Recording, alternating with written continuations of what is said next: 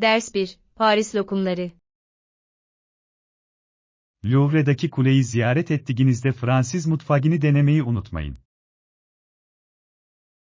Kesinlikle. Oradaki yemeklerin kesinlikle nefis olduğunu duydum. Evet, böylesine tarihi bir ortamda yemek yemek onu daha da özel kılıyor. Kruvasan ve salyangoz gibi otantik yemeklerin tadını çıkarmak için sabırsızlanıyorum. Kesinlikle. Her şey kültürü yemekleri aracılığıyla deneyimlemekle ilgili. Paris'teki atmosfer de genel yemek deneyimine katkıda bulunuyor. Evet. Gelin gezimizde mutlaka denenmesi gereken yemeklerin bir listesini yapalım. Harika fikir. Unutulmaz bir mutfak macerası olacağına eminim. Fransa'nın tüm lezzetlerini tatmak için sabırsızlanıyorum. Ders 2. Hediye takas geleneği. İnsanların özgürce hediye alışverişinde bulunduğu harika bir gelenek duydum. Bu eğlenceli bir geleneğe benziyor. Katılan herkese çok fazla nese getirmiş olmalı. Evet, cömertlik ve topluluk ruhu yaratır. İnsanları başkalarının nelerden keyif alabileceği konusunda düşünmeye teşvik etmesini seviyorum. Kesinlikle. Bakları güçlendirmenin ve mutluluğu paylaşmanın güzel bir yolu. Ayrıca kişisel düşünceleri yansıtan çeşitli benzersiz hediyelere de olanak tanır. Evet, vermenin heyecanı da almak kadar doyum verici. Ben bu yürek istan geleneklere katılma taraftarıyım. Yakında bu hediye alışverişinin kendi versiyonunu başlatmayı planlayalım. Ders 3. Hafta sonu düşünceleri. Günaydın. Hafta sonunuz nasıldı? Harikaydı. Evde dinlendim ve biraz kitap okumaya başladım. Kulağa hoş geliyor. Hangi kitabı okudun? Beni koltuğumun kenarında tutan bir gizem romanı okudum. İyi bir gizemi seviyorum. Bir şeyleri çözmek her zaman heyecan vericidir. Evet, yoğun bir haftanın ardından gevşemenin mükemmel bir yolu. Zamanımı bazı projeler üzerinde çalışarak geçirdim ama bundan da keyif aldım. Bu harika. Iş ve dinlenmeyi dengelemek çok önemlidir. Kesinlikle. Önümüzdeki haftayı yenilenmiş enerjiyle karşılamaya hazırım. Ders 4. Sanal bağlantılar. Son zamanlarda video konferanslara ve mesajlaşma uygulamalarına oldukça güveniyoruz. Evet, teknolojinin bizi uzaktan bile birbirimize bağlı tutması şaşırtıcı.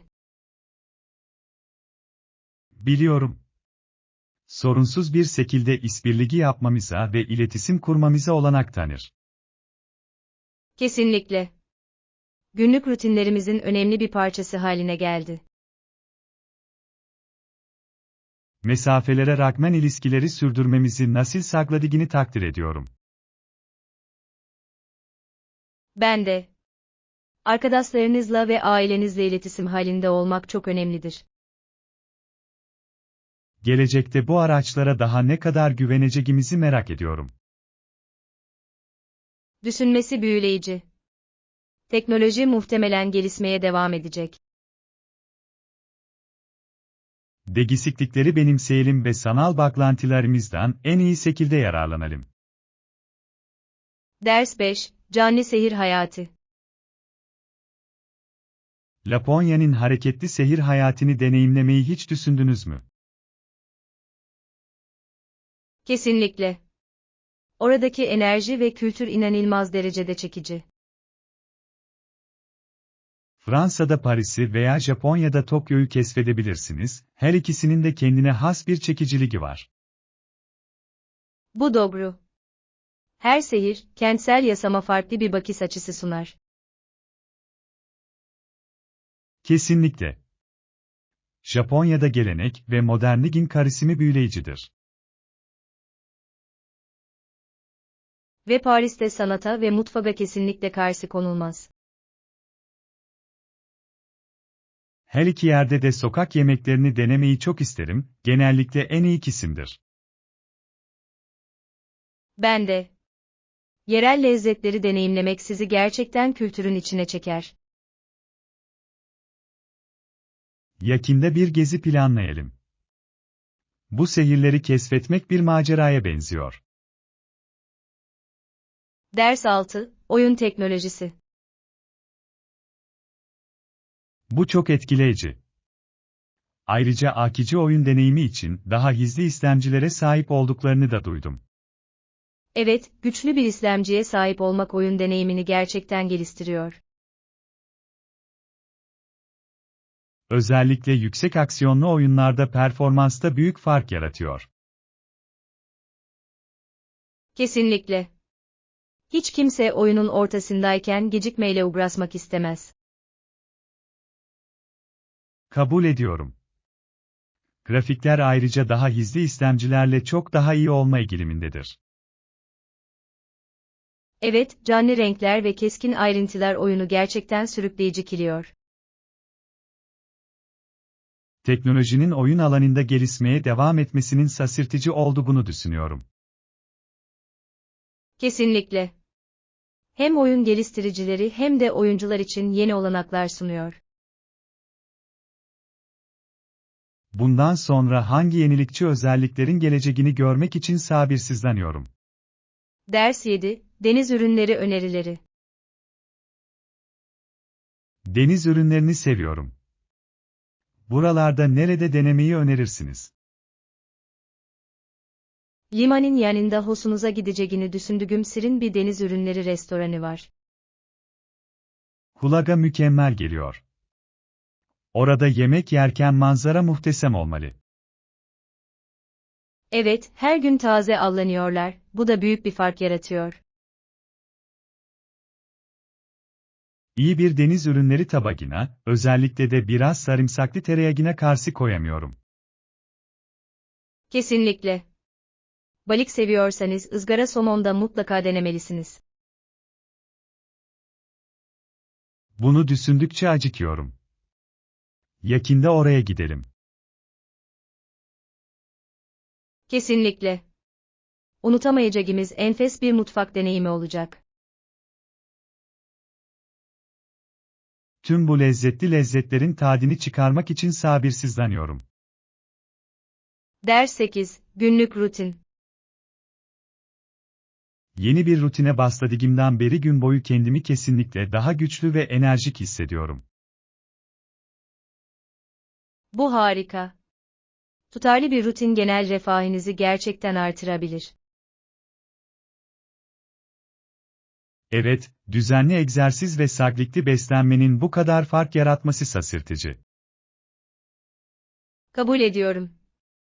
Ayrıca ruh halinizi ve zihinsel berraklığınızı iyileştirmenize yardımcı olur. Kesinlikle. Kendimi görevlere daha fazla odaklanmış ve daha az yorgun hissediyorum.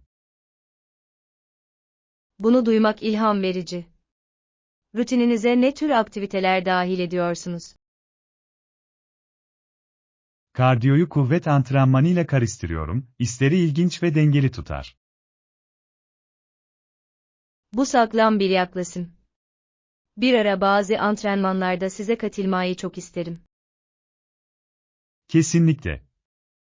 Bir arkadaşınızla birlikte çalışmak onu daha da keyifli hale getirir. Ders 9, Esprili yetenek. Gilbert'in mizahi sihir konusunda özel bir yeteneği olduğunu duydum, kelime oyunlarını severdi. Bu doğru. Gizli zekası etrafındakileri her zaman güldürürdü. Basit bir cümleyi komik bir şeye nasıl dönüştürebildiği etkileyici. Evet, mizah gerçekten ortamı yumuşatabilir ve insanları birbirine bağlayabilir. Hayatın eğlenceli yanını görebilen ve bunu başkalarıyla paylaşabilen insanlara hayranım. Kesinlikle. Etkileşimleri daha keyifli ve akılda kalıcı hale getirir. Onun en iyi kelime oyunlarından bazılarını duymayı çok isterim, çok komik olmalılar. Eminim öyledirler. İyi bir kelime oyunu herkesin gününü aydınlatabilir. Daha fazla çalışmasına göz atalım, kulağa hoş geliyor. Ders 10, müzakere planları. Beklenenden daha azını teklif ederlerse bir planınız var mı? Evet, anlaşmanın diğer yönlerini müzakere etmeyi düşüneceğim. Bu akıllıca. Bazen esneklik daha iyi bir genel anlaşmaya yol açabilir. Kesinlikle. Bir karar vermeden önce tüm seçenekleri tartmak önemlidir. Yaklaşımınıza hayranım, müzakere hem güven hem de strateji gerektirir. Teşekkür ederim. Hak ettiğinizi savunmanın önemli olduğuna inanıyorum. Kesinlikle. Açık iletişim çoğu zaman kazan-kazan durumuna yol açabilir. Gelecek tartışmalara hazırlanırken bunu aklımda tutacağım. İyi insanlar. Başarılı bir şekilde gezineceğinizden eminim. Ders 11, seçim adayları. Seçim yaklaştıkça güçlü bir aday ortaya çıktı. Loading.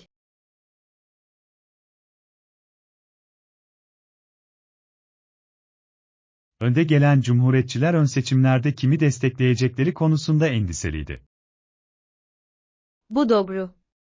Çoğu zaman partiyi birleştirebilecek bir adayın arkasında toplanmaları gerekiyor. Kesinlikle. Geniş bir çekicilik sahip birini bulmak zor olabilir. Özellikle bölünmüş bir siyasi ortamda akıllıca seçim yapmak çok önemlidir. Loading.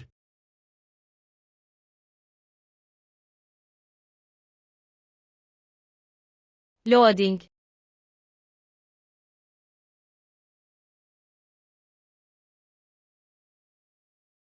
Gelişmeler ilerledikçe adaylar ve platformları hakkında bilgi sahibi olalım. Ders 12, hava sorunları. Bugün çok rüzgarlı. Gerçekten etrafa kar yağdırıyor. Biliyorum. Çok uzağı görmeyi zorlaştırıyor, değil mi? Evet, görünürlük şu anda gerçekten zayıf. Dışarı çıkmadan önce beklememiz gerektiğini mi düşünüyorsun? Bu iyi bir fikir olabilir, güvenlik her şeyden önce gelir. Ayrıca içeride kalmak ve sıcak bir içeceğin tadını çıkarmak da rahattır.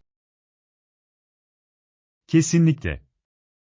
Bir fincan sıcak kakao şu anda kulağa mükemmel geliyor. Havaya meydan okumak yerine buradan manzaranın tadını çıkaralım. Harika plan. Rüzgar sakinleştiğinde her zaman dışarı çıkabiliriz. Ders 13, Doga'da gevşemek. Uzun bir haftanın ardından dinlenmek ve güzel manzarayı seyretmek beni heyecanlandırıyor. Kulağa hoş geliyor. Doga'nın zihni ve ruhu tazelemenin bir yolu vardır. Kesinlikle. Bu hafta sonu temiz havanın tadını çıkarmak için yürüyüşe çıkmayı planlıyorum. Harika fikir. Açık havada olmak ruh halinizi gerçekten iyileştirebilir. Evet ve tepeden manzaralar her zaman çabaya değer. Size katılmayı çok isterim. Birlikte yürüyüş yapmak daha da keyifli hale gelecektir. Kesinlikle. Bunu planlayalım ve bir gün yapalım. Bekleyemiyorum. Doga'ya mükemmel bir kaçış olacak. Kesinlikle. Yol boyunca harika anılar yaratacağız. Ders 14, egzersizin önemi. Bir zamanlar insanların yaptığı agilistlerin yerine artık makineler aldı.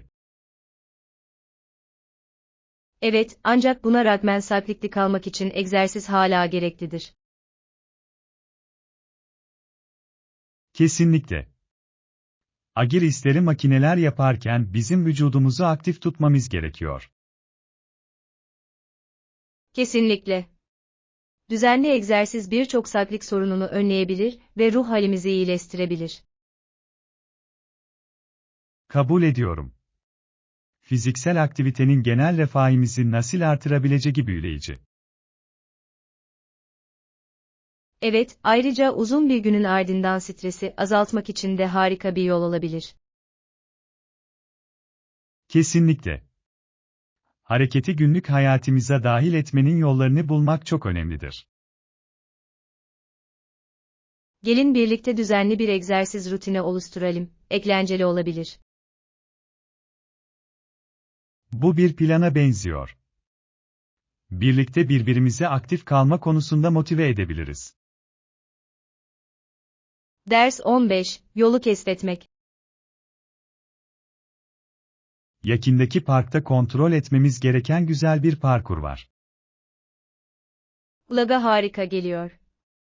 Oraya gitmek için saat kaçta buluşmalıyız? Sabah 10'da buluşsak nasıl olur? Bize keşfetmemiz için bolca zaman verecek. Mükemmel. Biraz temiz hava ve doganın tadını çıkarmak için sabırsızlanıyorum. Ben de. Rahatlamanın ve seyirden bir süreliğine kaçmanın harika bir yolu. Kesinlikle. Ayrıca yolda yürümek iyi bir egzersiz şeklidir. Evet ve bu, arayı kapatmak ve sohbet etmek için mükemmel bir fırsat. Bekleyemiyorum. Yanımızda mutlaka su ve atıştırmalıklar getirelim. Harika fikir. Dışarıdayken susuz kalmamak önemlidir. Ders 16, bir seyahat planlamak. Bir gezi planlıyorsanız seyahat planınızı dikkatli bir şekilde planlamanızı öneririm. Bu akıllıca bir hareket. Ziyaret etmek istediğiniz ülkeleri araştırmak çok önemlidir. Evet, kültürü ve ilgi çekici yerleri bilmek deneyiminizi geliştirebilir. Kesinlikle. Görülmesi gereken yerlerin ve etkinliklerin bir listesinin olması yardımcı olur. Kabul ediyorum. Ayrıca seyahat ederken zamanınızı etkili bir şekilde yönetmenize olanak tanır. Üstelik sizi son dakika stresinden ve kafa karışıklığından da kurtarabilir. Kesinlikle. İyi düşünülmüş bir plan, daha sorunsuz bir yolculuk sağlar. Gelin birlikte oturalım ve muhteşem bir seyahat programının haritasını çıkaralım. Eğlenceli bir projeye benziyor. Yeni yerler keşfetmenin heyecanını yaşıyorum. Ders 17, uzun yürüyüşler. Queenstone'dan sabah erkenden ayrıldım ve mahalleye doğru 30 kilometre yürüdüm. Vay, bu oldukça uzun bir yolculuk. Yürüyüş sizin için nasıldı? Zorlayıcı ama ödüllendiriciydi. Manzara bunu değerli kılıyordu. Hayal edebiliyorum. Bu kadar mesafeyi yürümek sana düşünmek için zaman vermiş olmalı. Kesinlikle. Sabahın erken saatlerindeki huzurun ve sessizliğin tadını çıkardım. Kulağa hoş geliyor. Yol boyunca ilginç manzaralarla karşılaştınız mı? Evet, çok güzel manzaralar gördüm ve birkaç dost canlısı yerli halkla tanıştım. Bu harika. Günü geçirmek için mükemmel bir yol gibi görünüyor. Yakında bunu tekrar yapmam gerekecek, belki bir dahaki sefere yanında bir arkadaşla. Ders 18, geri bildirimi gözden geçirin. Bir sonraki toplantımızdan önce incelemeniz için size göndereceğim. Kulağa iyi geliyor. Görüşlerimi ve önerilerimi aktaracağım. Bunu takdir ediyorum. Yapıcı eleştiri her zaman gelişmeye yardımcı olur. Kesinlikle. Fikirleri sonuçlandırmadan önce geliştirmek önemlidir. Her şeyin amaç ve hedeflerimizde uyumlu olmasını sağlamak istiyorum. Bu harika bir yaklaşım. İşbirliği daha iyi sonuçlara yol açar. Evet ve bu konudaki düşüncelerinizi duymayı sabırsızlıkla bekliyorum. Projeyi birlikte nasıl geliştirebileceğimizi görmek beni heyecanlandırıyor. İlerlerken iletişimi açık tutalım. Ders 19, olumlu takip kültürü. Olumlu ve kapsayıcı bir ekip kültürünü geliştirmeyi de unutmayalım. Kesinlikle. Ekip içinde güçlü ilişkiler kurmak için bu çok önemlidir. Evet, destekleyici bir ortam herkesi ellerinden gelenin en iyisini yapmaya teşvik eder. Kesinlikle. İnsanlar kendilerini değerli hissettiklerinde işbirliği yapmaya daha fazla motive olurlar. Ekip oluşturma faaliyetlerinin bu bağları güçlendirebileceğine inanıyorum. Bu harika bir fikir. Eğlenceli aktiviteler engelleri ortadan kaldırabilir.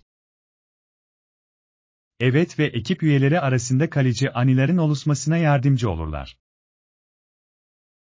Herkesin keyif alacağı bazı aktiviteler hakkında beyin fırtınası yapalım.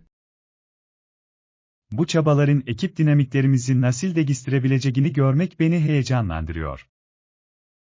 Ders 20, açık hava keyfi. Kesinlikle. Ayrıca iç mekandayken böcekler veya hava koşulları hakkında endişelenmemize gerek yok. Bu doğru.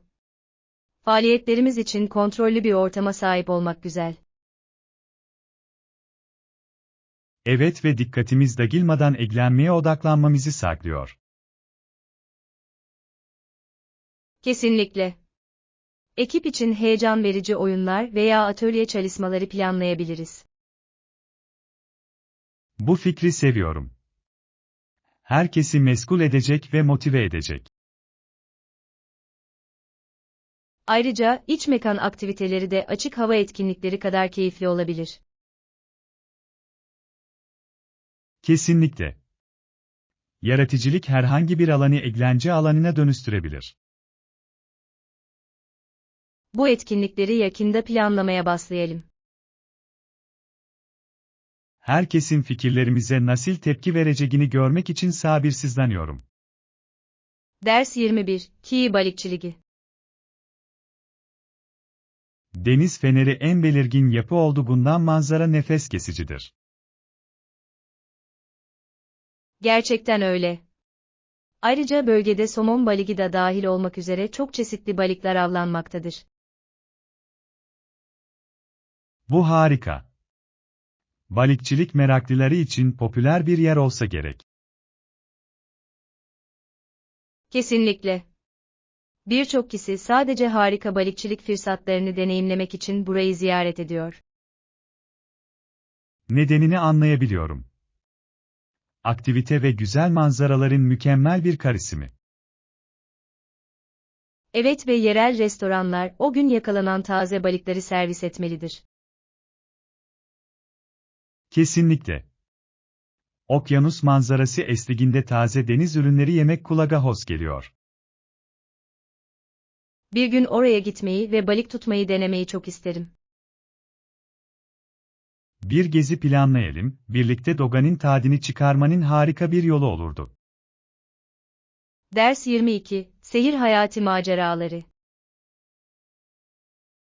Laponya'nın hareketli seyir hayatını deneyimlemeyi hiç düşündünüz mü? Kesinlikle. Enerji ve kültür inanılmaz derecede çekici. Fransa'da Paris'i veya Japonya'da Tokyo'yu keşfedebilirsiniz, her ikisi de muhteşem destinasyonlardır. Bu doğru. Her şehir, kentsel yaşam ve kültüre dair benzersiz bir bakış açısı sunar. Kesinlikle. Japonya'da gelenek ve modernliğin karışımına tanık olmak büyüleyicidir. Ve Paris'te sanat ortamı ve mutfak lezzetleri kesinlikle karşı konulmaz. Her iki yerde de sokak yemeklerini denemeyi çok isterim, genellikle yerel kültürü yansıtır.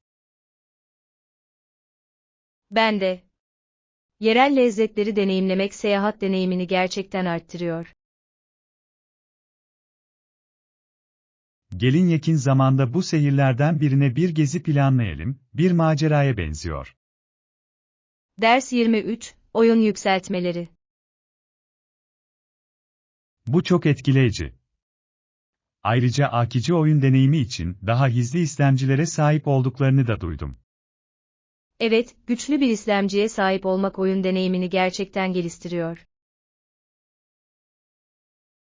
Özellikle yüksek aksiyonlu oyunlarda performansta büyük fark yaratıyor. Kesinlikle. Yogun bir oyun seansı sırasında kimse gecikmeyle uğraşmak istemez. Grafikler de bu daha hızlı istemcilerle çok daha iyi olma eğilimindedir. Evet, canlı renkler ve keskin ayrıntılar sizi gerçekten oyunun içine çekiyor. Teknolojinin oyun alanında gelişmeye devam etmesinin şaşırtıcı olduğunu düşünüyorum. Kesinlikle. Hem geliştiriciler hem de oyuncular için yeni olanaklar sunuyor. Oyun dünyasında bundan sonra hangi yenilikçi özelliklerin geleceğini görmek için sabırsızlanıyorum. Ders 24, deniz ürünleri lezzetleri. Deniz ürünlerini seviyorum. Buralarda nerede denemeyi önerirsiniz? Sahil kenarında hoşunuza gideceğini düşündüğüm şirin bir deniz ürünleri restoranı var. Kulağa mükemmel geliyor. Orada yemek yerken manzara muhteşem olmalı. Evet, her gün yeni avlanıyorlar, bu da büyük bir fark yaratıyor. İyi bir deniz ürünleri tabağına, özellikle de biraz sarımsaklı tereyağına karşı koyamıyorum. Kesinlikle. Balık seviyorsanız ızgara somon da mutlaka denemelisiniz. Bunu düşündükçe acıkıyorum. Yakında oraya gidelim. Kesinlikle. Unutamayacağımız enfes bir mutfak deneyimi olacak. Tüm bu lezzetli lezzetlerin tadını çıkarmak için sabırsızlanıyorum. Ders 25, mülakat hazırlığı. Yaklaşan iş görüşmem nedeniyle biraz gerginim. Böyle hissetmek tamamen normal. Hangi şirket için? Bir süredir hayran olduğum bir teknoloji firması için. Bu çok heyecan verici. Hangi soruları sorabileceklerini biliyor musun? Yaygın röportaj sorularını araştırdım, bu yüzden kendimi hazırlıklı hissediyorum. Harika. Onlara sormak için bazı sorular da hazırladınız mı? Evet, şirkete olan ilgimi göstermenin önemli olduğunu düşünüyorum. Kesinlikle. Bu rolle gerçekten ilgilendiğinizi gösterir. Ayrıca geri bildirim almak için bir arkadaşımla cevaplarım üzerinde pratik yapıyorum. Ders 26, pizza gecesi. Uzun bir hafta oldu, bu gece pizzaya sadık kalalım. Pizza kulağa mükemmel geliyor. Siparişimizi vermek için aramalı mıyım? Evet lütfen. Bu sefer hangi malzemeleri istiyorsunuz? Kendimi klasik bir pepperoni gibi hissediyorum. Peki ya sen? Vejetaryen bir seçeneği tercih edebilirim, tazeliği seviyorum. İyi seçim. Karıştırmak her zaman eğlencelidir. Sarımsaklı ekmeğin yanına eklemek ister misiniz? Kesinlikle. Bu yemeği daha da lezzetli hale getirecek. Siparişi vermene izin vereceğim, ben de masayı kuracağım. Ders 27. Ürünleri genişletme. Ürün grubumuzu düşünüyordum, bunu genişletmeliyiz. Bu iyi bir fikir.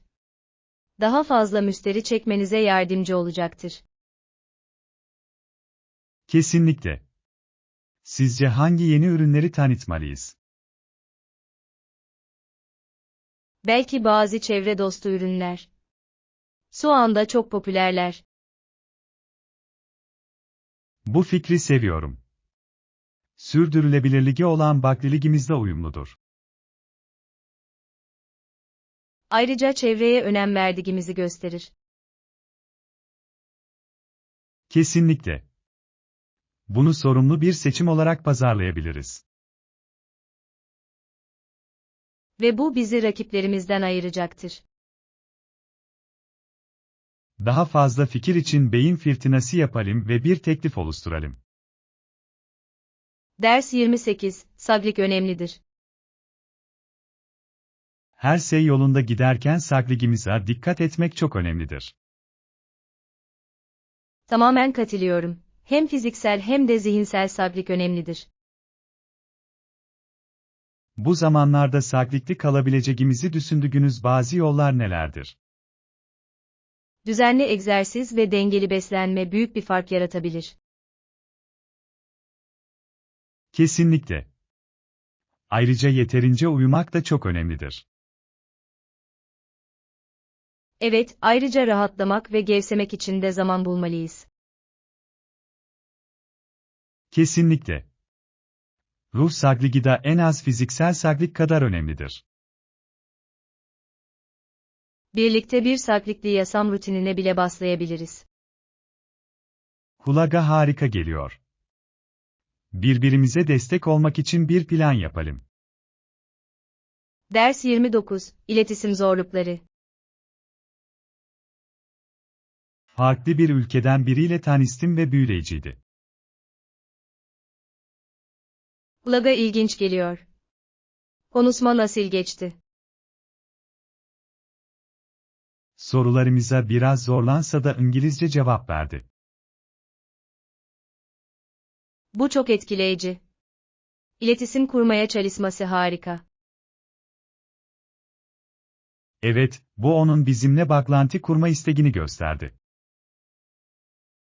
Dil engelleri zor olabilir ama aynı zamanda bunların üstesinden gelinebilir. Kesinlikle. Her şey sabır ve anlayışla alakalı. Ve birbirlerinin kültürlerini öğrenmenin harika bir yolu. Kesinlikle. Farklı geçmişlerden hikayeler dinlemeyi seviyorum.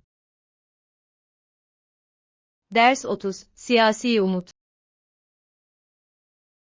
Bu zamanlarda politikacıların umut aşılaması hayati önem taşıyor. Kesinlikle.